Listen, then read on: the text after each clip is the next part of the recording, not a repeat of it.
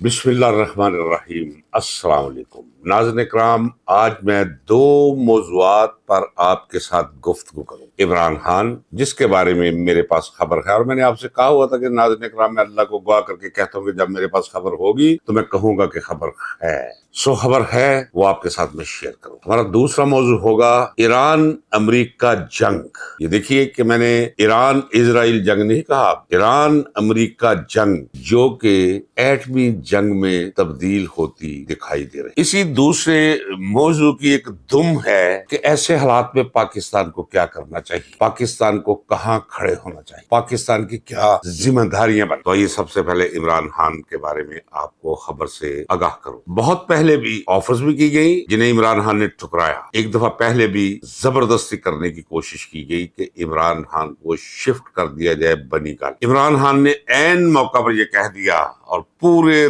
تم تراک سے کہا اور پوس کلاؤٹ پہ کہا کہ جہاں اگلوں کے دل دہل گئے۔ عمران خان نے کہا تھا کہ اگر آپ نے مجھے زبردستی اڈیالہ جیل سے بنی گالہ میری رہائش گاہ پر شفٹ کیا تو میں بھوک ہڑتال پہ چلا جاؤں گا اور پوری قوم کو آواز دوں گا کہ سڑکوں پر نکل آئے۔ وہ معاملہ وہیں پر رہ گیا۔ اب میری خبر کے مطابق عمران خان کو بنی گالہ شفٹ کرنے، زبردستی شفٹ کرنے کے تمام انتظامات مکمل کر لیے گئے ہیں۔ آپ کو یہ بتاتا چلوں کہ جیل کے اندر قیدی کی کوئی حیثیت نہیں ہوتی، ہاں اس کے عزم کی، اس کی کمٹمنٹ کی، مصیبت اور اذیت و عذاب کا یہ دور گزارنے کے ڈھنگ اور طریقے اور انداز یہ میٹر کرتے ہیں۔ باقی ایک اکیلا قیدی کیا کر سکتا ہے؟ یہ میں نے کیوں 4 جملے اضافی کہے، وہ اس لیے کہ اگر انہوں نے فیصلہ کر لیا ہے کہ عمران خان کو اب زبردستی بنی گالہ شفٹ کرنا ہے تو 10-20-30 سپاہی جائیں گے، 10-20 نمبردار ہوں گے اور گاڑی میں وہ بٹھا دیں گے، پولیس وین میں جا کر بنی گالہ شفٹ کر دیں گے۔ اس کے امکانات ہیں۔ اب رہی بات یہ کہ کیا عمران خان نے جو کہا تھا پہلے اور ان کے دل دہل گئے تھے، انہوں نے اپنے ارادے بدل دیے تھے بنی گالہ شفٹ کرنے کے، کیا ان حالات کے اندر جو اس وقت حالات بنے ہوئے ہیں عمران خان ہنگر سٹرائک پہ چلا جائے گا؟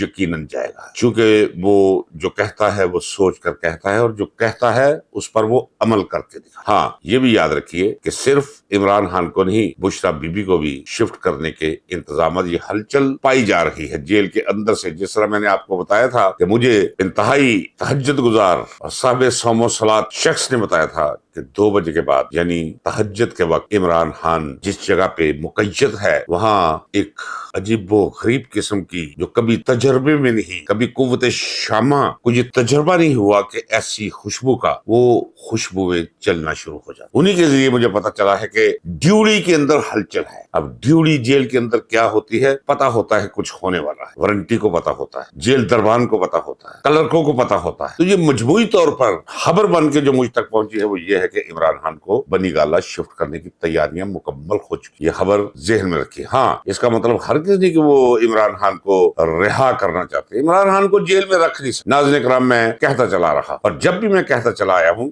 ساتھ میں نے کہا ہے کہ میں روحانی اور وجدانی سطح پر یہ محسوس کرتا ہوں، نہ صرف روحانی اور وجدانی سطح پہ محسوس کرتا ہوں، میرا 55 سالہ سیاسی تجربہ بھی یہ کہتا ہے کہ تھک چکے ہیں اس کے دشمن اور اس کے مخالفین۔ ان کی بات نہ کریے، یہ مخالفین تو ہے ہی نہیں، یہ شواذ، یہ نواز، یہ شریف کے بچے، چور، اچکے، لٹیرے، تھرڈ کلاسیے، ان کی بات نہیں کرتا ہوں، اور نہ میں آصف زرداری کی بات کرتا ہوں، پیدائشی اور جینیٹیکلی کرمنل انسان کی نہیں، میں بات کرتا ہوں جنہوں نے عمران خان کو جیل میں رکھا ہوا، یعنی ہماری آج کی فوجی قیادت بھی تھک چکی۔ لیکن وہ ہے نا کہ پنجابی میں کہنے کے ویس نہیں جا رہی، اندر خوف ہے۔ کیا کہا جنرل ضیاء الحق کے بیٹے نے؟ ذرا جائیے، میری زبان سے مت کہلوائیے، سن لیجیے، وہ بالکل درست ہے، اپنی جان کی امان مانگ رہے ہیں یہ لوگ۔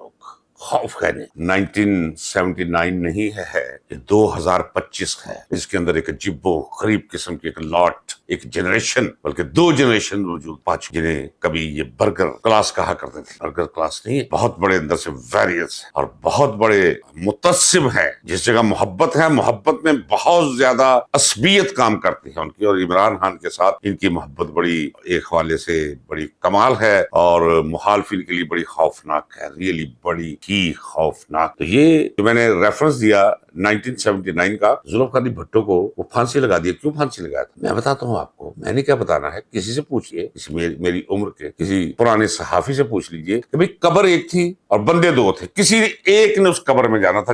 ایک شخص کے پاس طاقت تھی, اس نے اپنے آپ کو بچائے رکھنے کے لیے ذوالفقار علی بھٹو کو قبر میں ڈال دیا. لیکن اب 2025 ہے, اب بھی ویسا ہی منظر ہے, قبر ایک ہے اور اس کے امیدوار کئی, اور ایک طرف ایک شخص. اب اس ایک شخص کو مار نہیں سکتے, مرنے والا وہ نہیں مرے گا, اپنی زندگی مرے. یہ یاد رکھیے ناظرین کرام, طبعی موت مرے گا, غیر طبعی موت اس کے مقدر میں ہے ہی نہیں. خوف انہیں یہ ہے کہ ہم مر جائیں گے. اب اس موت کے اور اپنے انجام کے خوف سے اسے جیل میں رکھے. ابھی کبھی سوچتے ہیں کہ چھوڑ دیں, پھر جب نتیجے پہ غور کرتے ہیں پھر رک جاتے ہیں, پھر سوچتے ہیں کہ یار شاید ہندوستان کے ساتھ لگی ہوئی جنگ عمران خان کے ایشو کو ختم کرتے ہیں, یا مان پڑ جائے. وہ مان نہیں پڑتا, وہ ختم نہیں. اصل ایشو پاکستانی عوام کا اور پاکستان کا عمران خان ہے. یہ جنگیں ونگیں ہوتی رہیں گی. یہ ہو سکتا ہے آج ایران پہ ہے, کل یہ چڑھائی کر دے پاکستان پہ بھی, امریکہ اور اسرائیل دونوں مل کر, اس کے امکانات ہیں جو میں کہہ چکا ہوں. لیکن یہ نہیں ہو سکتا کہ عمران خان کا مسئلہ, اس کی وجہ کہ 25 کروڑ عوام میں سے 24 کروڑ عوام, ان کا مسئلہ یا ان کا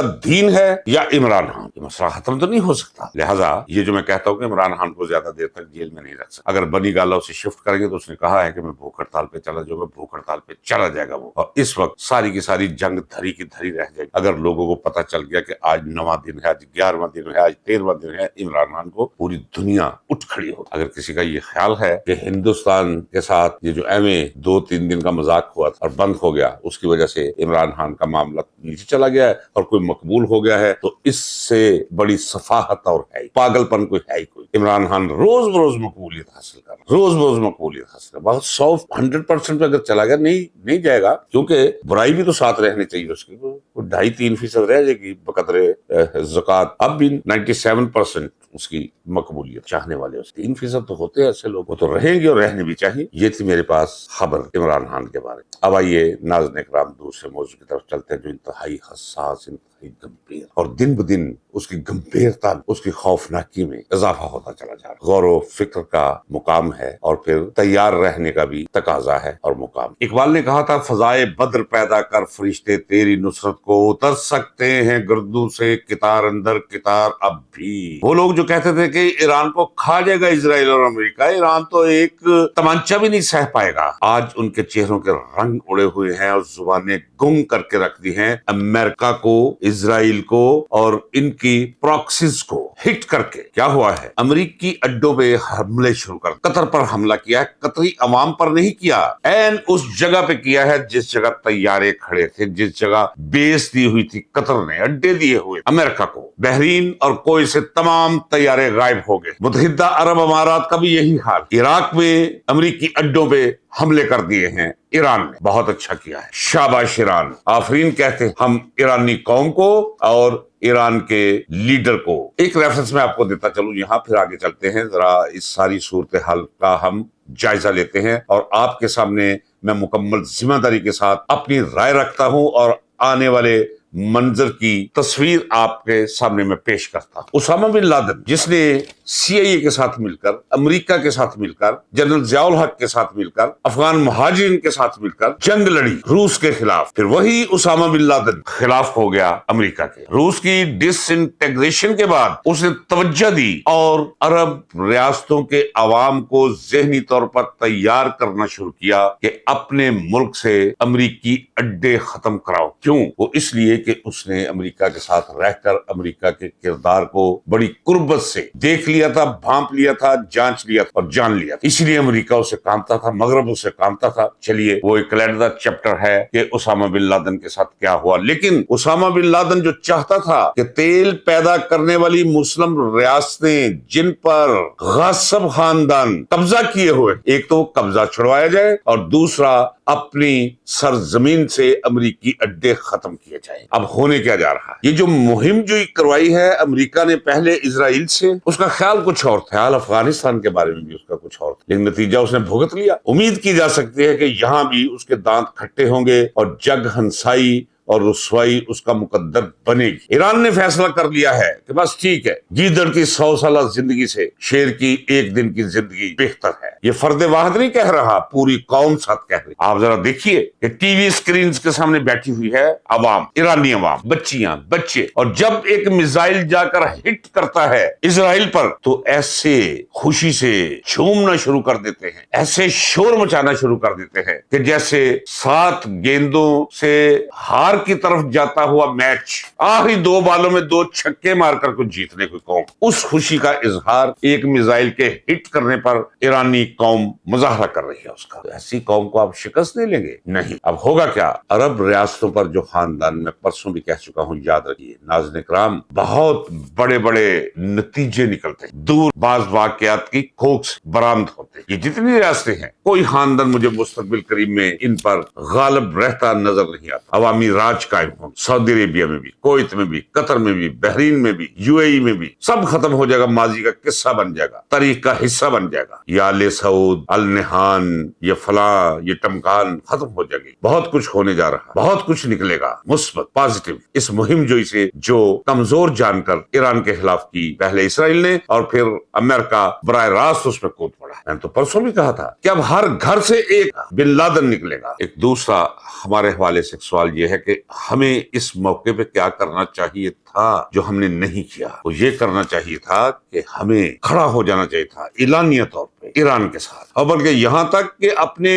جوہری ہتھیار اسے دے دینے چاہیے تھے اپنی بچت کے لیے۔ میں بار بار کہہ رہا ہوں ناظرین اکرام کہ اگر ایران، خدا نہ کرے، ایران پر غلبہ پا لیتا ہے امریکہ اور اسرائیل اور اس کے ہواری اور اس کے پراکسیز مل کر، تو اس کے بعد پاکستان کی باری ہے۔ اصل ٹارگٹ پاکستان ہے۔ میں کہہ رہا ہوں ناظرین اکرام کہ جو کچھ ایران کے ساتھ ہو رہا ہے، اگر ایران میں وہ کامیاب، خدا نہ کرے حاکم بدہن، تو اس سے کہیں زیادہ سخت زبان استعمال کی جائے گی پاکستان کے خلاف، اس سے زیادہ سنگین الزامات لگائے جائیں گے پاکستان کے خلاف، اس سے زیادہ گمبھیر آواز میں کہا جائے گا کہ اپنے ایٹمی اثاثے جمع کروائیں آپ، اگر نہیں تو ہم آ رہے ہیں، بس سرنڈر کرو۔ ایران کا ساتھ دینا ہماری اپنی بقا کے لیے بہت ضروری۔ چلیے ایک اور پہلو کی طرف آپ کی توجہ دلاتا چلوں، لیکن اس پہ میں مکمل دعوے کے ساتھ نہیں کہہ رہا، یقین مجھے ہے، تیقن ہے، یقین ہے کہ ایران کو علم تھا کہ اس کے خلاف اسرائیلی منصوبے کیا ہیں، امریکن منصوبے کیا ہے، سعودی عربیہ کیا چاہتا ہے، باقی یہ قطر، کویت،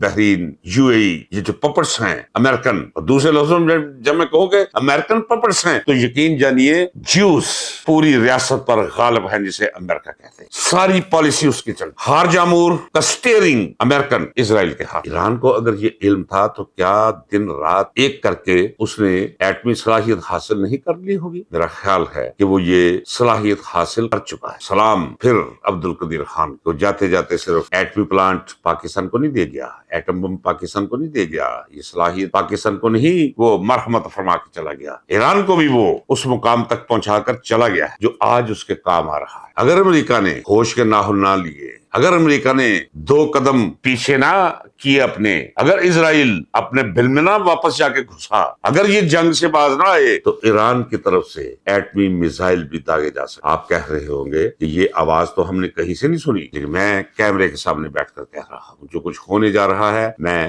وہ دیکھ رہا ہوں، مجھے نظر آ رہا ہے، میں پڑھ رہا ہوں اس نوشتہ دیوار کو۔ بہرحال تیار رہیے، حالات روز بروز خطرناک صورت اختیار کرتے چلے جا رہے ہیں۔ قوموں پہ ایسے وقت آتے، ایک عزت مند اور غیرت مند قوم ہے ایرانی قوم، وہ آخری دم تک لڑے، وقت گزر جائے گا۔ اگر ہم نے اسی دوگلے پن کی پالیسی کو اپنائے رکھا کہ بس ٹھیک ہے، بیان کی حد تک کہہ دو جی جنگ بند ہونی چاہیے، اسرائیل کی ہم تھوڑی سی مذمت کرتے ہیں، ایسے کام نہیں چلے گا۔ ساتھ کھڑا وقت کا تقاضا ہے۔ صورتحال کو بغور دیکھتے رہیے، میں بھی دیکھ رہا ہوں، اور آئیے مل کر انتظار کریں کہ مستقبل کی مٹھی میں کس کی بقا اور کس کی قضا کا حکم لے۔ اجازت دیجیے ناظرین کرام، اللہ حافظ، ملتے ہیں اگلے ویڈیو۔